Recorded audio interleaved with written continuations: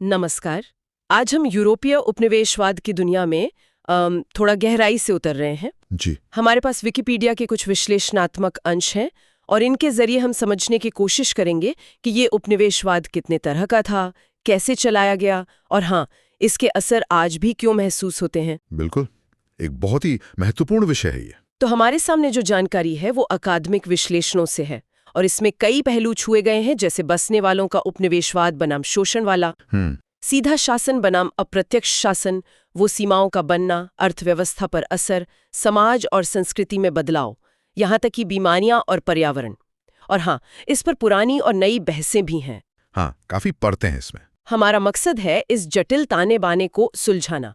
यूरोपीय उपनिवेशवाद असल में कैसे काम करता था और इन स्रोतों की रोशनी में देखें तो इसकी विरासत क्या है, यही समझने की कोशिश करेंगे आज। जी, कोशिश करते हैं। चलिए एक आंकड़े से शुरुआत करती हूँ जो सोचने पर मजबूर करता है।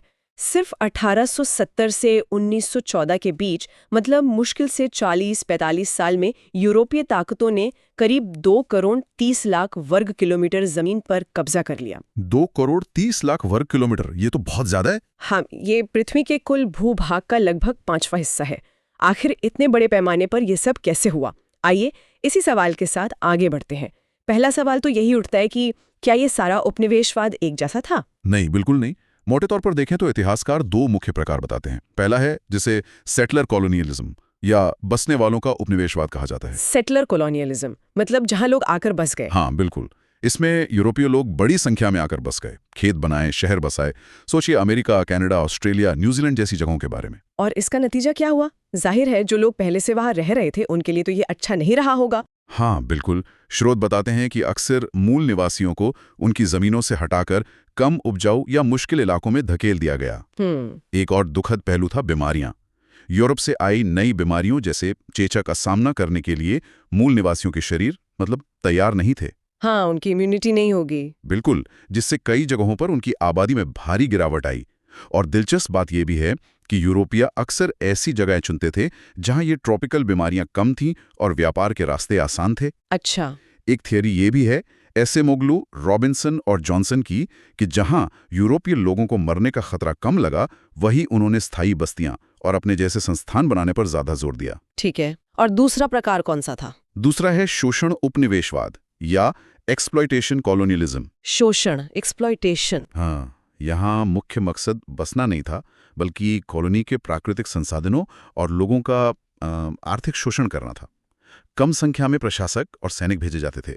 उनका काम था ज्यादा से ज्यादा मुनाफा निकालकर वापस यूरोप भेजना। इसका कोई खास उदाहरण, मतलब कोई बहुत ही एक्सट्रीम केस? बेल्जियम के राजा लियोपोल्ड द्वितीय का कॉन्गो फ्री स्टेट वो एक चरम उदाहरण माना जाता है। कांगो का मामला? हाँ, सुना है। ईडी मॉरेल जैसे लोगों ने उजागर किया कि कैसे लियोपोल्ड ने वहां के पारंपरिक बाजार खत्म करके सिर्फ शोषण का राज कायम किया। और विडंबना देखिए, उन्होंने दुनिया को यकीन दिलाया कि वो दास व्यापार खत्म करने जा रहे हैं। अच्छा, मतलब परोपकारी दिखने की कोशिश। हाँ, और इसी मुखौटे के पीछे वो लाखों वर्ग मील इलाके के मालिक बन बैठे और वहां के लोगों और संसाधनों का भयानक शोषण किया। तो ये एसेमोग्लू और रॉबिन्सन वाला तर्क फिर यहाँ फिट होता है कि जहाँ खतरा ज्यादा था वहां सिर्फ शोषण पर ध्यान दिया गया। उनका यही तर्क है। शोषण कॉलोनियों में ऐसे संस्थान बनाए गए जो असल में निजी संपत्ति की रक्षा नहीं करते थे, न ही सरकार की मनमानी पर कोई रोक लगाते थे। उनका एकमात्र उद्देश्य था कम से कम लागत पर कॉलोनी से ज्यादा संपत्ति निकालना। इसीलिए वहां अक्सर तानाशाही जैसे शासन स्थापित किए गए, जहां शासकों की शक्ति पर कोई अंकुश नहीं था। समझ गई।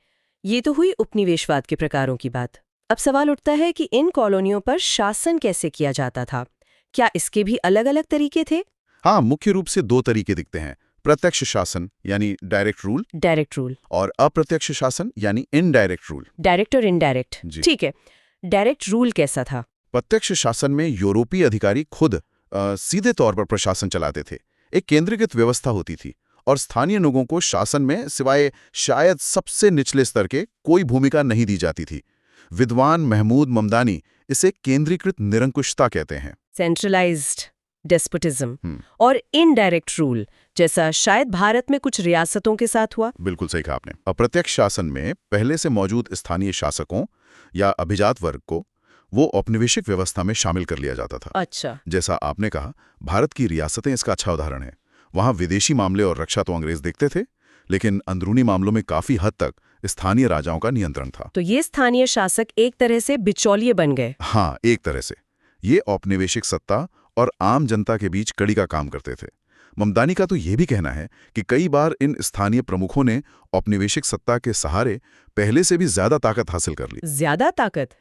लेकिन क्या इससे वास्तव में स्थानीय लोगों को कोई फायदा हुआ? मतलब उनके लिए क्या बदला? ये एक जटिल सवाल है। ममदानी के अनुसार व्यवहार में प्रथागत कानून का मतलब ये हुआ कि इन स्थानीय प्रमुखों के हाथ में न्याय, कानून बनाने, लागू करने और प्रशासन की मतलब सारी शक्ति आ गई। अरे, मतलब डेस्पोटिज्म तो था, बस वो बटा हुआ था। डिसेंट्रलाइज्ड डेस्पोटिज्म, बड़ा दिलचस्प है। अच्छा, तो क्या इन दोनों तरीकों, डायरेक्ट और इनडायरेक्ट रूल के लंबे समय में अलग-अलग नतीजे देखने को मिलते हैं? हाँ, कुछ रिसर्च इस तरफ इशारा करती है। हार्वर्ड बिजनेस स्कूल की लक्ष्मी अय्यर ने भारत के संदर्भ में स्टडी किया और पाया कि जिन इलाकों में अंग्रेजों ने अप्रत्यक्ष रूप से शासन किया, वहां बाद में शासन व्यवस्था बेहतर रही और संस्थान ज्यादा प्रभावी ढंग से स्थापित हो पाए। सच में? ये तो उम्मीद के थोड़ा उलट है। हाँ, और आज भी वो इलाके जो सीधे ब्रिटिश शासन के अधीन थे, आर्थिक रूप से थोड़े पिछड़े हुए हैं और वहाँ स्वास्थ्य, शिक्षा और बुनियादी सुविधाओं जैसी सार्वजनिक चीजों की पहुंच कम है। ये तो काफी चौंकाने वाली बात है कि शासन के तरीके का असर आज तक दिख रहा है। लेकिन क्या ममदानी इन दोनों तरीकों को बिल्कुल अलग मानते हैं या उनमें कोई कनेक्शन देखते हैं? नहीं, ममदानी का तर्क इससे भी गहरा है। वो कहते हैं कि ये दोनों तरीके एक ही सिक्के के दो पहलू थे। उन्होंने द्विभाजित राज्य या बाइफरकेटेड स्टेट की अवधारणा दी। बाइफरकेटेड स्टेट्स, द्विभाजित राज्य, इसका क्या मतलब हुआ? इसका मतलब है कि उपनिवेशों में दोहरा कानून चलता था। शहरों में जहां यूरोपीय और कुछ पढ़े लिखे स्थानीय लोग रहते थे, वहां यूरोप से लाया गया कानून लागू होता था। इन लोगों को नागरिक या सिटीजन माना जाता था। अच्छा। लेकिन ग्रामीण इलाकों की जो विशाल आबादी थी, उन पर प्रथागत या पारंपरिक दिखने वाला कानून लागू होता था। असल में उसे भी औपनिवेशिक जरूरत के हिसाब से बदला गया था। इन लोगों को प्रजा या सब्जेक्ट माना जाता था, नागरिक नहीं, और उन्हें नागरिकता के फायदों से वंचित रखा जाता था। उनके पास बहुत सीमित अधिकार थे और राजनीतिक अधिकारों से तो वो पूरी तरह बाहर थे। यानी एक ही देश में दो तरह के लोग, दो तरह के कानून, और ये जानबूझकर किया गया? हाँ, ममदानी का यही तर्क है और उनका मानना है कि आजादी के बाद कई देशों में जो समस्याएं आईं, वे सिर्फ खराब शासन का नतीजा नहीं, बल्कि औपनिवेशिक काल के इसी बंटवारे की विरासत हैं। अच्छा, कैसे? उनका कहना है कि आजादी के बाद शासकों ने नस्ल के आधार पर भेद खत्म तो कर दिया, मतलब डीरेशलाइजेशन तो हुआ, लेकिन इस दोहरी व्यवस्था को खत्म करके सच्चा लोकतंत्रीकरण नहीं किया गया। और ये बंटवारा आज भी शहरी बनाम ग्रामीण, आधुनिक बनाम पारंपरिक जैसी दरारों के रूप में एक तरह से जिंदा है। ये समझने के बाद कि उपनिवेशवाद कितने तरह का था और कैसे चलाया गया, अब इसके प्रभावों पर बात करते हैं। जाहिर है इतने बड़े पैमाने की घटना के असर भी बहुत गहरे और दूर तक फैले होंगे। बिल्कुल। यूरोपीय औपनिवेशवाद ने दुनिया भर में जो कुछ किया, उसके नतीजे छोटे और लंबे दोनों समय तक महसूस किए गए हैं और विद्वानों ने इन प्रभावों को अलग अलग नजरियों से देखा है। जैसे कुछ ने ये जांचने की कोशिश की कि क्या पहले से मौजूद संस्थान मायने रखते थे। अफ्रीका में जहां पहले से मजबूत राज्य थे, वहां उपनिवेशवाद का असर ज्यादा नकारात्मक रहा। अच्छा। लेकिन जहां लगभग कोई राज्य व्यवस्था नहीं थी, स्टेटलेस सोसाइटीज थीं, वहां शायद कुछ सकारात्मक प्रभाव भी पड़े हों। जैसे बुनियादी ढांचा का निर्माण, भले ही वो शोषण के लिए ही हुआ हो। और सीमाओं का क्या? हमने सुना है कि अफ्रीका की सीमाएं तो यूरोप में बैठकर मतलब नक्शे पर लाइनें खींच दी गई थी। हाँ, ये एक बहुत बड़ा मुद्दा है। 1884 का बर्लिन सम्मेलन, उसने अफ्रीका के बंटवारे को एक तरह से औपचारिक रूप दे दिया। बर्लिन कॉन्फ्रेंस, हाँ। जेफरी हर्ब्स जैसे विद्वान बताते हैं कि ये सीमाएं लोगों के रहने सहने, उनकी जातियों या भूगोल के हिसाब से नहीं खींची गई। ये तो यूरोपीय ताकतों ने अपने राजनीतिक फायदे के लिए नक्शे पर लकीरें खींच दी।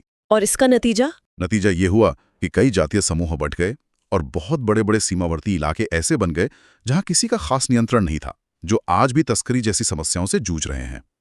लेकिन क्या इन कृत्रिम सीमाओं को बाद में बदला नहीं गया आजादी के बाद? यहीं पर एक दिलचस्प विरोधाभास सामने आता है, जैसा हर्बस्ट बताते हैं। ये सीमाएं भले ही मनमानी थी, लेकिन आजादी के बाद अफ्रीकी देशों के नेताओं ने आम सहमति से ऑर्गेनाइजेशन ऑफ अफ्रीकन यूनिटी यानी OAU के 1963 के फैसले में इन्हें बनाए रखने का फैसला किया। बनाए रखने का क्यों? मकसद था कि देशों के बीच सीमाओं को लेकर लड़ाई ना हो, अंतर्राज्य युद्ध टालना था। अच्छा, ये वजह थी। लेकिन इसका एक अनपेक्षित परिणाम ये हुआ कि कई राज्य बाहरी खतरे के अभाव में अपनी शक्ति मजबूत नहीं कर पाए और कमजोर रह गए। हालांकि कुछ मामलों में, जैसे नाइजीरिया को नाइजर की तुलना में समुद्र तक पहुंच मिली, तो इन सीमाओं से आर्थिक फायदा भी हुआ। यानी फायदे भी थे, नुकसान भी। अच्छा, शासन के तरीकों और सीमाओं के अलावा क्या निवेश और संपत्ति के अधिकारों जैसे आर्थिक पहलुओं पर भी असर पड़ा? हाँ, बिल्कुल। एलिस हुलेरी का शोध दिखाता है कि उपनिवेश काल में शिक्षा, स्वास्थ्य और बुनियादी ढांचे पर जो शुरुआती निवेश हुए, उनका असर आज के विकास के स्तर पर भी दिखता है। अच्छा, मतलब जहां ज्यादा निवेश हुआ, हाँ। वो इलाके आज भी बेहतर है? हाँ, एक पैटर्न दिखता है। जहां ज्यादा निवेश हुआ, वहां एक निरंतरता बनी रही। संपत्ति के अधिकारों का सवाल भी अहम है। एसिमोग्लू और उसके साथी मानते हैं कि जहां मजबूत संपत्ति अधिकार थे, वहां निवेश को बढ़ावा मिला। और जहां नहीं थे? उनका यह भी तर्क है कि कई शोषण कॉलोनियों में जानबूझकर संपत्ति के अधिकार स्पष्ट नहीं रखे गए या लागू नहीं किए गए, ताकि संसाधनों को लूटना आसान हो। कुछ स्टडीज ये भी बताती हैं कि पूर्व ब्रिटिश उपनिवेशों में जहां कॉमन लॉ सिस्टम रहा, वहां फ्रांसीसी सिविल लॉ वाले देशों की तुलना में संपत्ति के अधिकार ज्यादा सुरक्षित रहे। लेकिन दूसरी तरफ भारत में बनर्जी और अय्यर ने पाया कि जिन इलाकों में जमींदारों को जमीन के अधिकार दिए गए थे, वहां आजादी के बाद खेती में निवेश और उत्पादकता कम रही। अरे, ये तो उल्टा हो गया। हाँ, तो मतलब इसका असर भी हर जगह एक जैसा नहीं था। बहुत पेचीदा मामला है ये। वाकई, ये तो हुए राजनीतिक और आर्थिक असर। हाँ। सामाजिक और सांस्कृतिक स्तर पर क्या बदलाव आए? धर्म, भाषा, खेल, इन सब पर क्या असर पड़ा? सामाजिक और सांस्कृतिक प्रभाव भी बहुत गहरे थे। धर्म को ही लें, घाना जैसे देशों में ईसाई धर्म के प्रसार ने न केवल पारंपरिक धार्मिक मान्यताओं को कमजोर किया, बल्कि समाज में अस्थिरता भी पैदा की। अस्थिरता कैसे? अक्सर मिशनरियों को स्थानीय हालात की ज्यादा समझ नहीं होती थी। उनके तौर तरीके स्थानीय संस्कृति से मेल नहीं खाते थे। कुछ जगह जैसे कोंगो में तो गैर यूरोपीय धर्मों पर पाबंदी ही लगा दी गई थी। पाबंदी लगा दी गई थी। और भाषा के स्तर पर भी भेदभाव हुआ। सेटलर कॉलोनियों में युद्ध और बीमारियों के कारण कई स्वदेशी भाषाएं वो लुप्त हो गईं। ये तो हुआ होगा। और शोषण, कॉलोनियों में औपनिवेशिक भाषा जैसे अंग्रेजी या फ्रेंच वो अक्सर सिर्फ थोड़े से स्थानीय अभिजात वर्ग को सिखाई जाती थी। इससे समाज में एक नया वर्ग विभाजन पैदा हुआ, पढ़े लिखे और अनपढ़ के बीच। और खेल, क्या क्रिकेट और फुटबॉल जैसे खेल भी इसी का हिस्सा थे? हाँ, बिल्कुल। पश्चिमी खेलों को बढ़ावा दिया गया और पारंपरिक खेल पीछे छूट गए। अंग्रेजों ने इसे अक्सर नस्लीय और वर्गीय भेद बनाए रखने और अपनी सभ्यता फैलाने के तरीके के तौर पर इस्तेमाल किया। सिविलाइजिंग मिशन का हिस्सा कुछ वैसा। लेकिन दिलचस्प बात यह है कि बाद में यही खेल राष्ट्रवाद जगाने, आजादी के आंदोलनों और यहाँ तक कि नस्लवाद के खिलाफ लड़ाई का भी जरिया बने। हाँ, ये तो है। भारत पाकिस्तान की क्रिकेट डिप्लोमेसी या रंगभेद के समय दक्षिण अफ्रीका पर लगे खेल प्रतिबंध, ये सब याद आता है। बिल्कुल। अच्छा, अब बीमारियों पर वापस आते हैं। आपने शुरू में जिक्र किया था कि नई बीमारियों से मूल निवासियों की आबादी घटी। क्या इसका कोई दूसरा पहलू भी है? मतलब क्या बीमारियों से लड़ने की कोशिशें भी हुईं? हाँ, ये भी हुआ। बीमारियां एक बड़ा पारिस्थितिक प्रभाव थीं, इसमें कोई शक नहीं। चेचक जैसी बीमारियों ने अमेरिका के मूल निवासियों पर कहर बरपाया। लेकिन सिक्के का दूसरा पहलू ये है कि उपनिवेश काल में इन बीमारियों से लड़ने के प्रयास भी हुए। जैसे स्पेनिश चेचक टीका मिशन था, बाल्मिस अभियान, अमेरिका और ब्रिटेन की टीकाकरण कार्यक्रम भी थे। 20वीं सदी में स्लीपिंग सिकनेस जैसी बीमारियों पर नियंत्रण पाया गया, जिससे कुछ इलाकों में आबादी बढ़ी भी। तो कुछ सकारात्मक काम भी हुए इस क्षेत्र में। लेकिन क्या हमेशा इरादा नेक ही था या इसमें भी कुछ गड़बड़ है? दुर्भाग्य से हमेशा इरादा नेक नहीं था।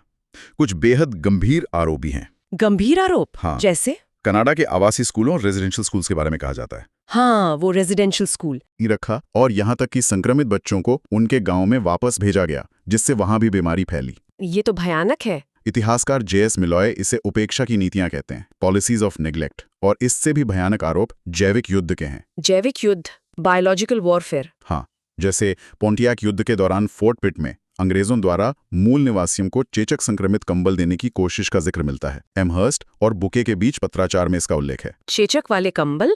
ये तो हालांकि इतिहासकार इस पर एकमत नहीं है कि ये कितना प्रभावी था, पर इसे जैविक युद्ध के शुरुआती उदाहरणों में गिना जाता है। ये सारे प्रभाव राजनीतिक, आर्थिक, सामाजिक, पारिस्थितिक दिखाते हैं कि उपनिवेशवाद कितना जटिल और कितना विनाशकारी भी हो सकता था। क्या इस पर शुरू से ही बहस होती रही है?